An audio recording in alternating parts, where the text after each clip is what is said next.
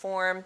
We are focused around two philosophical foundations: therapeutic jurisprudence from the law, which means that the law, when applied to family law, when law intervenes in families' and children's lives, it ought to do so in a way that improves their lives or makes their lives better off. That's our belief. That's what we want our justice system to do. And we also rely on the ecology of human development from the social sciences, which essentially says when you look at children's lives, you need to look at all of the systems within which they function and try to make connections between and among those systems to strengthen families' and children's functioning. We are interdisciplinary, we are collaborative. This is our third Urban Child Symposium, our first focused on truancy and dropout. As many of you know, we do operate a truancy court program, which is a school-based, preventive, therapeutic, early intervention program in Baltimore City and now our 4 largest subdivisions. Our second Urban Child Symposium was on the health of the urban child, and we defined health broadly. And we're delighted to be here today to tackle what really is a very pressing problem, the children in the child welfare system. I do want to give you some statistics, if I can find that page, because it does put our work in context. An estimated 6 million children were referred to Child Protective Services in 2009 alone. This is the last date for which we have statistics. 3.3 million children were investigated for maltreatment, and 825,000 were found to be victims of abuse or neglect. 424,000 children were in foster care in 2009, 23% of whom had been in foster care for more than 3 years. Foster care spending constituted 56% of the total federal spending on child welfare, compared with only 9% for child and family services. And yet, despite the billions of dollars we spend for foster care, the United States ranks 25th out of 27 developed nations based on the rate of child deaths from abuse and neglect, and 20th out of 21 based on overall child well-being. We have lots of work to do. We are delighted to have all of you here with us today to join in the conversation.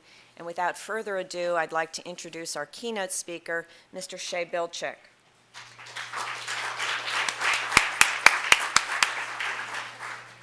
Shea Bilczyk, he doesn't get to come up without some laudatory comments, has been a staunch advocate and promoter of interdisciplinary collaboration and the use of a wide lens for viewing child welfare issues throughout his long and distinguished career of helping children and pushing policy change.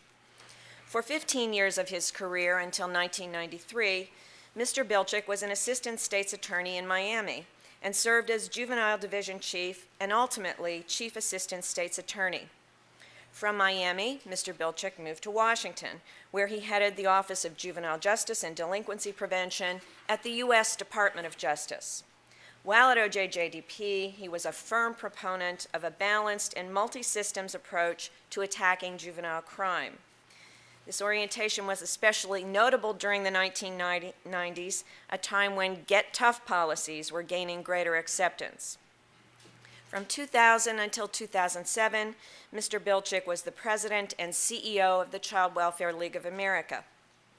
During his tenure there, he was recognized by being named among the Nonprofit Times Power and Influence Top 50 in, get this, 2001, 2004, 2005, and 2006. The intersection between the child welfare and juvenile justice systems was highlighted by Mr. Bilczyk throughout his tenure. He is the founder and director of the Center for Juvenile Justice Reform at Georgetown University Public Policy Institute. The center's purpose is to focus the nation's public agency leaders across systems of care and levels of government on the key components of a strong juvenile justice reform agenda. I say with great admiration that Mr. Bilczyk's work embodies the best holistic tradition. Thank you for being here today, Mr. Bilczyk. His address is entitled, Meeting the Needs of Children in the Child Welfare System, Providing Love, Opportunity, and Hope. Please join me in welcoming Mr. Shea Bilczyk.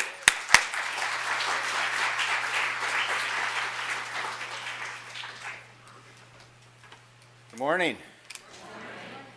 Good to be here in Baltimore and see such a great room of people. And what a wonderful day, Barbara, that you've put together. So I'm really honored to be able to be part of the program today and to lead off the comments. And you were very gracious in your introduction, although everybody wanted me to just get up here right away, right? Forget the full introduction and get right on with the comments. But I'm honored